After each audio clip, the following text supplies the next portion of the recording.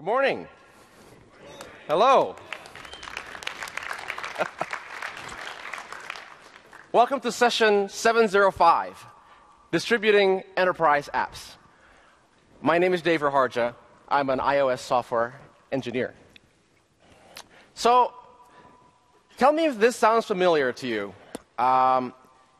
You're in charge of a team that's developing an iOS app for your business or for your school, okay?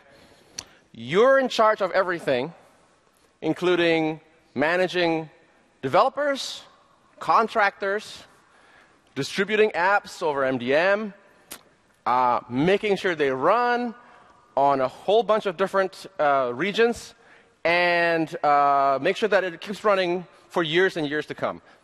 So if this sounds familiar to you, this session is for you. I want to give you a kind of a comprehensive overview of everything that you need to know to successfully develop and distribute and deploy an iOS app in an enterprise setting. So we're going to do that by focusing on four major areas that will sound familiar to you if you've ever done this. First, managing your team. Next, using Xcode Server to provide a hub for development. Then, some app distribution strategies that'll keep you in the clear for years. And finally, custom B2B and how that fits within your organization's deployment plan. All right, so four major topics. Let's start with the first one, managing your team. So let's start at the very beginning. How do you get started developing enterprise apps at all? Well, it's really simple. You need an enterprise developer account. It used to be that we had a 500 employee limit for enterprise app accounts. That's gone. No minimum company size. As long as you have a DUNS number for your enterprise, you are eligible. This program is $299 a year.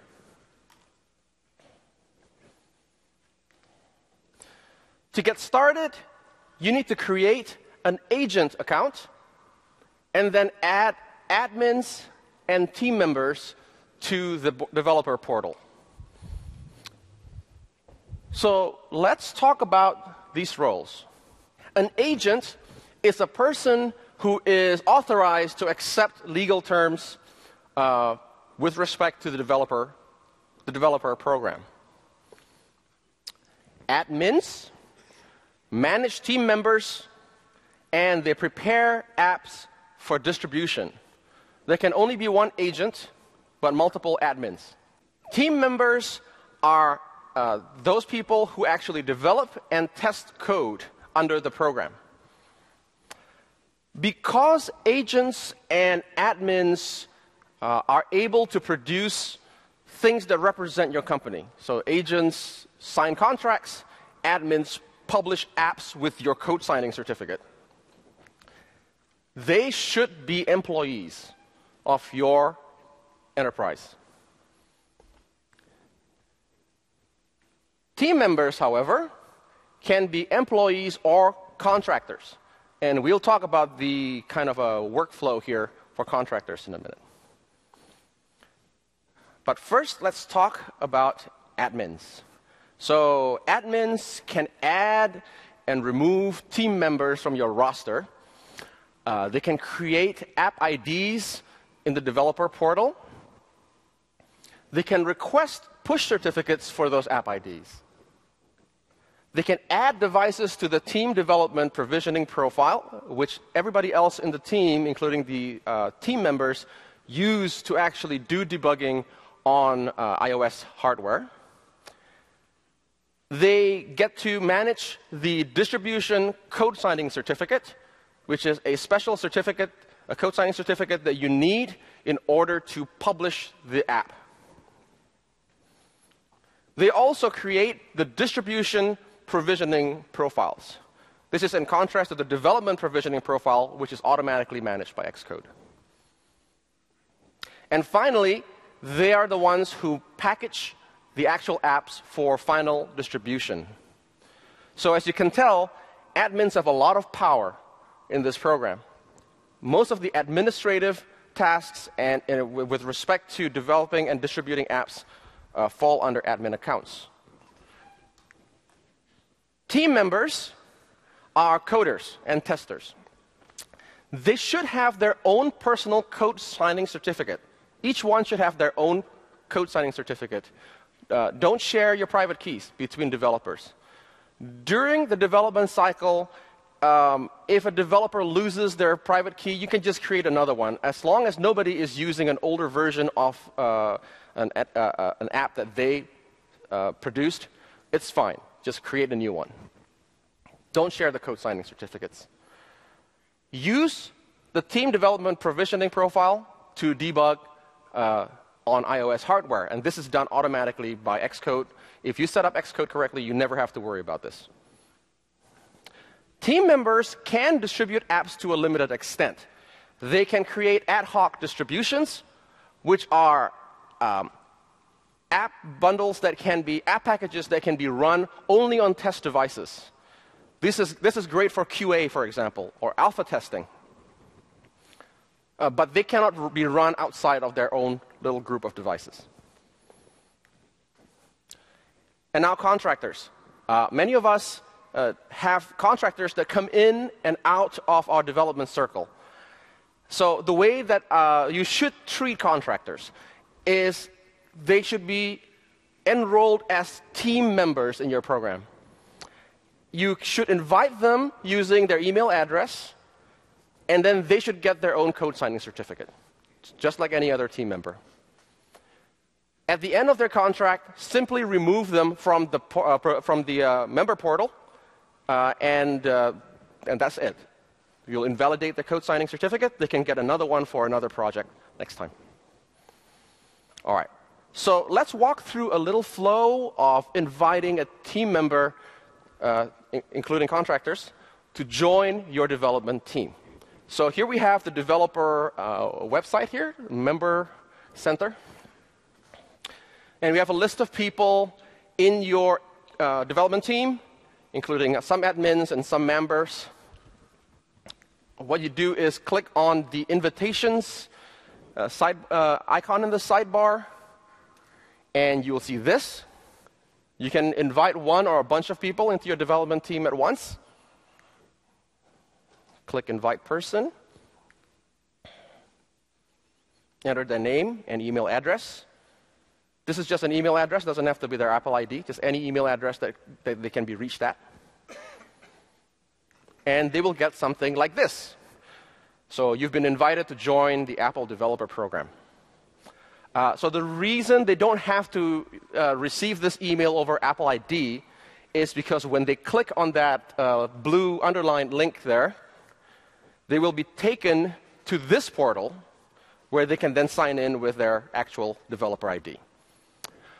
If they're already a developer, like the $99 app developer, they can click the top button and log in with that.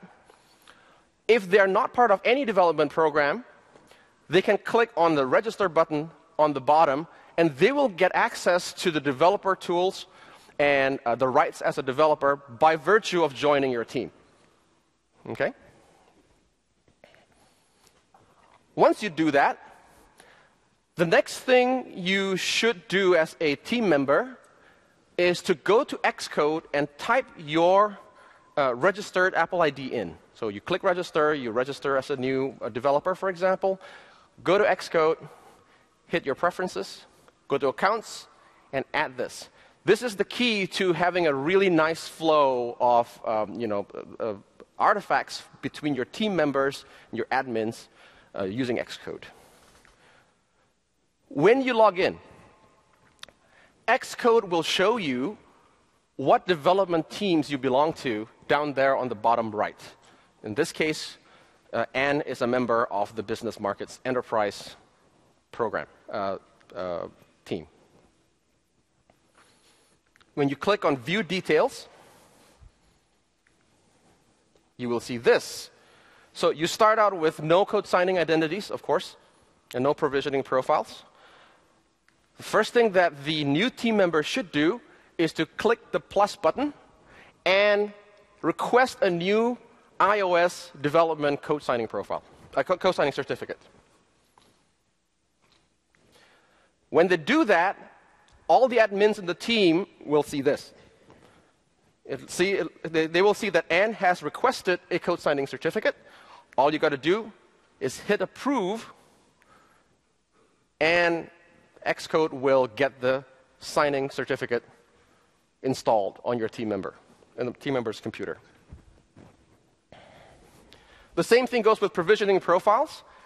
When they refresh their provisioning profiles after they've done this, they will get the latest iOS team provisioning profile. So most of this, once you've set this up, much of the details is taken care of for the developer by Xcode. All right, so let's switch gears a little bit. So once you've set that up, you can actually start developing. But what I want to recommend for your admins to do is to create app IDs right at the beginning of your app development cycle. So if you want to develop, an app and you have some app in mind, go ahead and go to the developer portal here and click on Certificates, Identifiers, and Profiles. Click on App IDs and plus, and create your new app ID.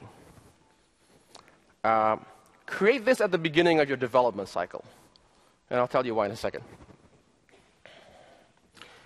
Use the team ID prefix for your app. There may be some legacy entries if you were a developer before. Don't use those. Use the team prefix. That will get you the happiest path. And use an explicit app ID.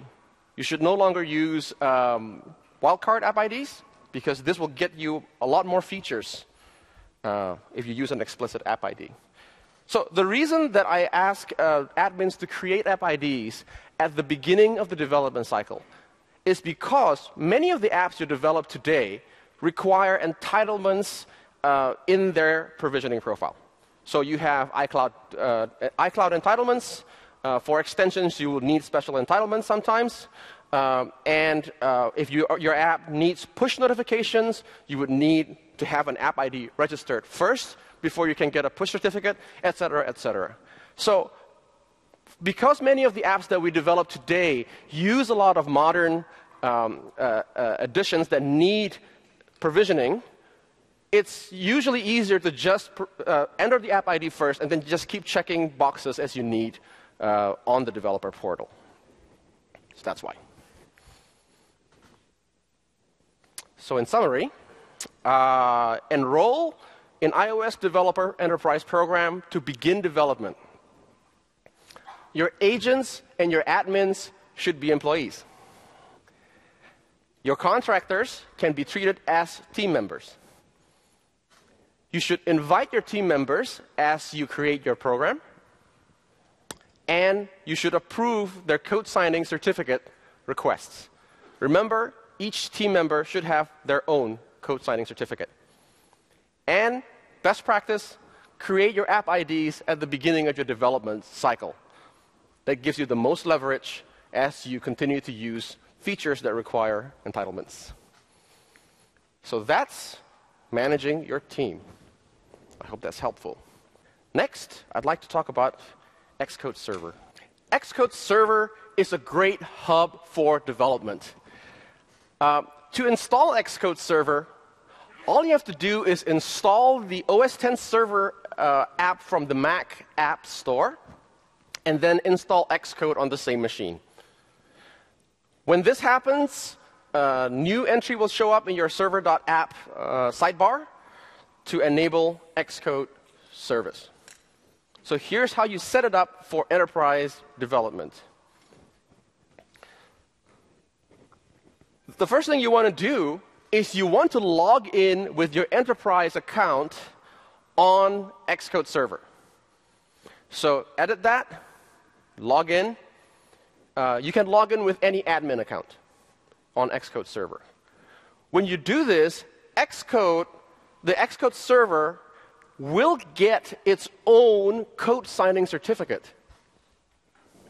All right, so if you look at the keychain, there it is. That's a server's, it doesn't belong to any developer. It's a server's own code signing certificate. And this means that the server can produce app packages for you. And we'll see how that can be useful in a few minutes. Once you're logged in, you should create a user for each of your admin and team members on OS X server. You don't have to give them home directories. You can select services only. So this basically creates directory entries for your team members. This greatly facilitates the rest of the tasks because you can create groups out of these entries and then create access controls based on that group. All right? So that's really it for OS X, for Xcode server on OS X. Until later, we'll talk about bots. Let's talk about code repositories. So you can create code repositories on Xcode server also. We support Git or Subversion. I recommend Git these days. You should create one repository per app. And because that makes it easier to integrate your code repository triggers with bots later on. And create access controls on the server. It really is very simple. All you have to do is hit the plus button, create a repository. It's that simple. Now, on your developer's machine, you can actually add a server as its own entry under your preferences, under your accounts. So here's a server. If the server is visible on Bonjour, it will show up here. Add that server to your Xcode environment, and you will get this. Check out an existing project on your Xcode welcome screen. When you click that, Xcode will automatically reach the server and figure out what repositories you have access to. This is where all the accounts come into play. Click that, and you're good to go. So, bots. So, a great feature of Xcode server is bots. So, what are bots? Bots give you continuous integration. They will run unit tests on devices connected to the Xcode server. They will generate reports, and they can create archives for QA. So I'm going to walk you through how you create a bot using Xcode. So anyone can create a bot. Doesn't have to be an admin, as long as you have rights on Xcode server. The first thing you want to do when you want to create a bot is open the project that you're interested in and create a shared scheme. Go here, click Manage Schemes. Most of the time, you already have a scheme that you want to use as a template for the bot's scheme. So go ahead and duplicate that scheme right there and call it integration, for instance. And make sure that the shared checkbox is checked. It has to be shared. And remember to commit the scheme to your server. Go to source control and check it in. Otherwise, of course, the server can't see your scheme that you just made. Next, on the server, connect your test devices. So if you plug an iOS device into OS X server, they'll show up here. They'll show up at the bottom. If you click on Add to Team, Xcode server will take your device and automatically add that to your provisioning profiles. They'll grab your device you did, go to the developer portal, and create a new development provisioning profile, which can then be downloaded by your team members. So why do you want to connect test devices to the server? These devices are actually used for the unit test. They'll actually run the unit test on the device. So connect a variety of test devices if you can. an iPad, iPod Touch, iPhone, to get the best coverage for your tests. And like I said, the development provisioning profile is automatically updated as you connect new devices and add them to the portal. Once you've done that, back to Xcode, create your bot. Under Product, remember this, you've opened, you still have the project open that you're interested in creating the bot for. Under Product, go to Create Bot.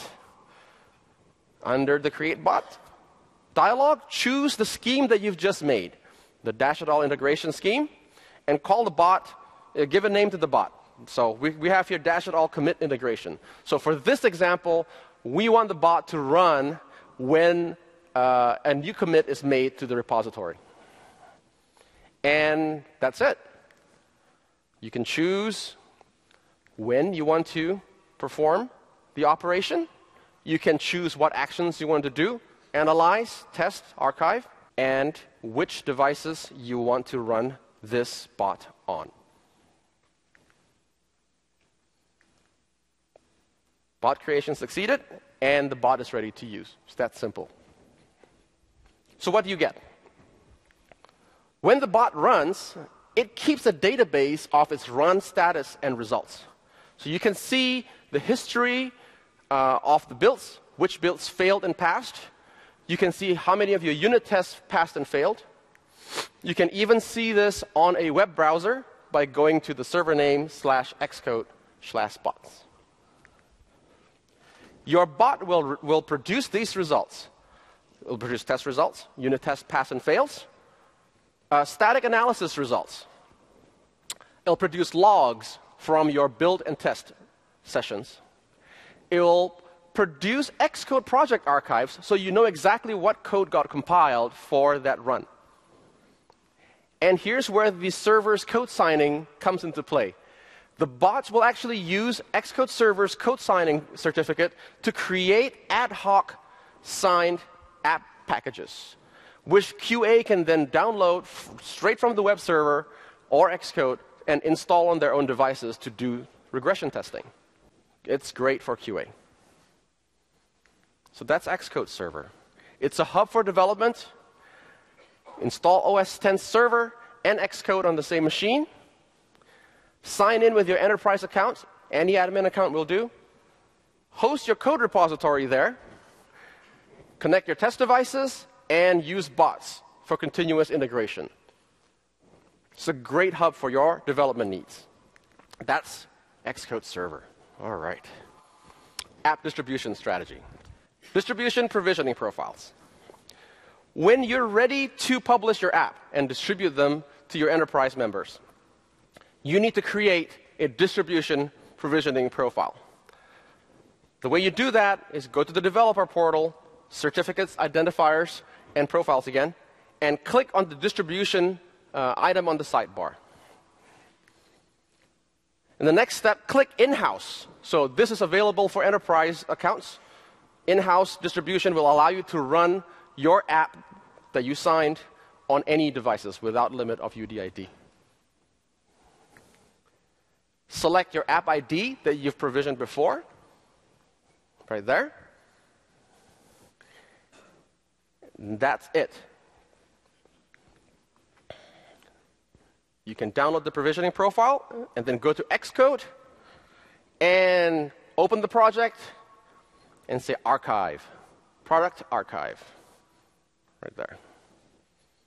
When you click archive, the project will be archived and will be ready to distribute. It is not ready to distribute yet. You need to do one more step. You need to click distribute and save for enterprise or ad hoc deployment. Right there. And then choose that provisioning profile, the distribution provisioning profile that you've just created. Not the team provisioning profile, but this one, the in-house provisioning profile, distribution provisioning profile. And then save the file.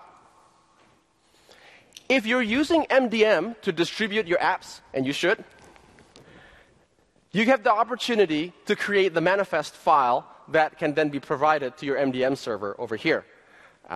You consult your MDM server, and you can enter the URL and app icons that will be used to download the enterprise app. And that's how you package your apps for distribution. All right. So next topic is something that's near and dear to all our hearts. Code signing and provisioning profile rules. All right. Code signing certificates are valid for 3 years. Thank you. You can have up to 2 valid certificates at a time, right? So they can overlap, but at any particular time, you can only have 2 valid ones. You have to update your app binary to update your code signing certificate because it's part of the code bundle. Provisioning profiles. Provisioning profiles are valid for 1 year, but you can renew it at any time. There is no need to update your app binary. In fact, it is a best practice to update your provisioning profile silently over MDM so that the apps will continue running. Enterprise apps need both of these to run. They need to have a valid code signing certificate and a valid provisioning profile at the same time to run on a user's device. So, to illustrate the kind of strategy that you might have to build around these rules, I've got a little chart here for you.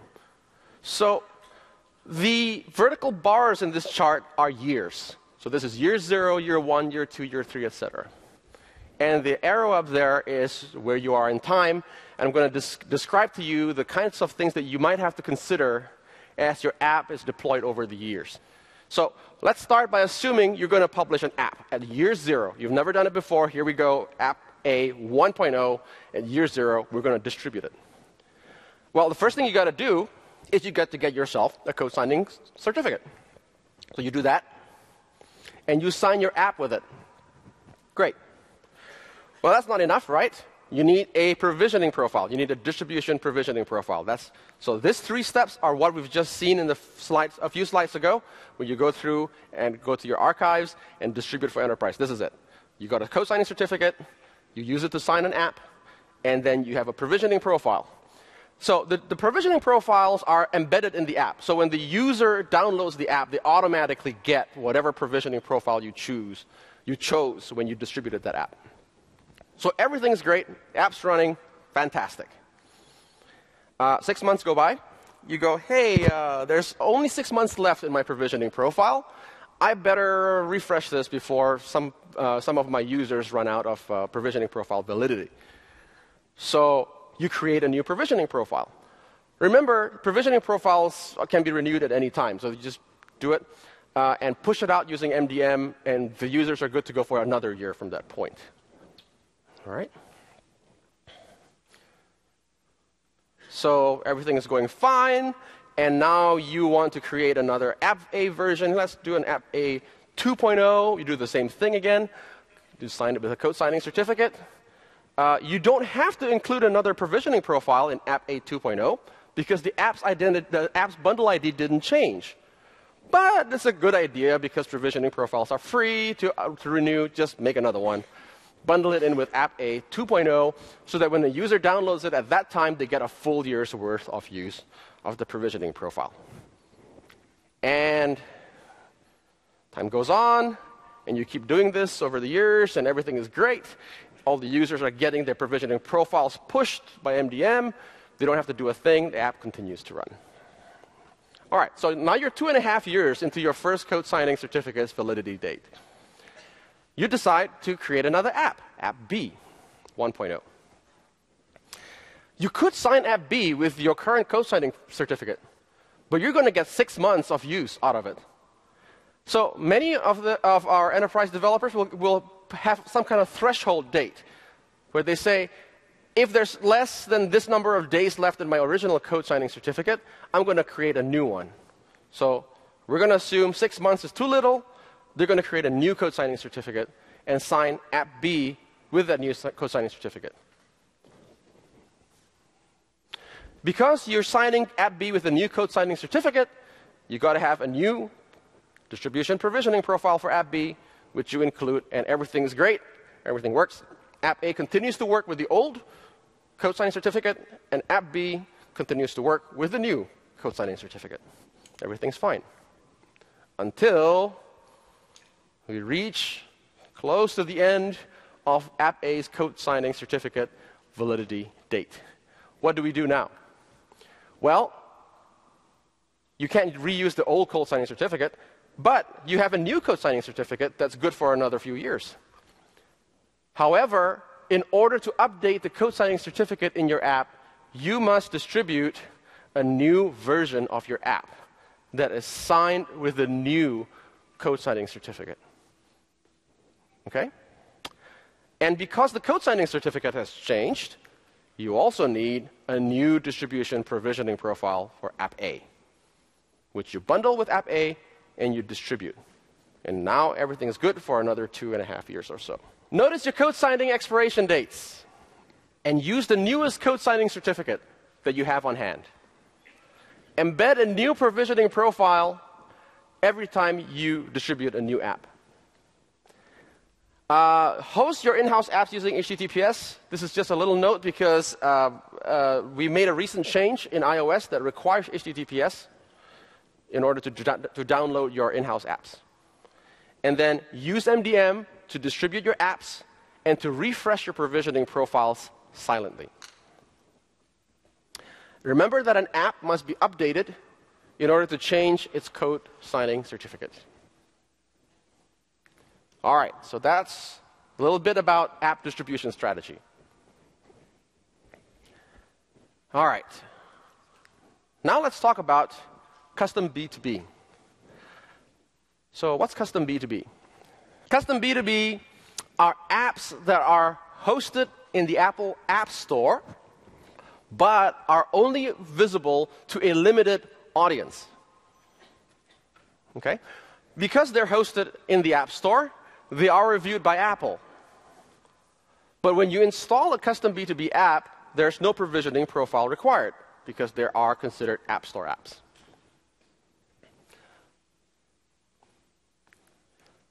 To publish a custom B2B app, you have to be an App Store developer, not necessarily an enterprise developer.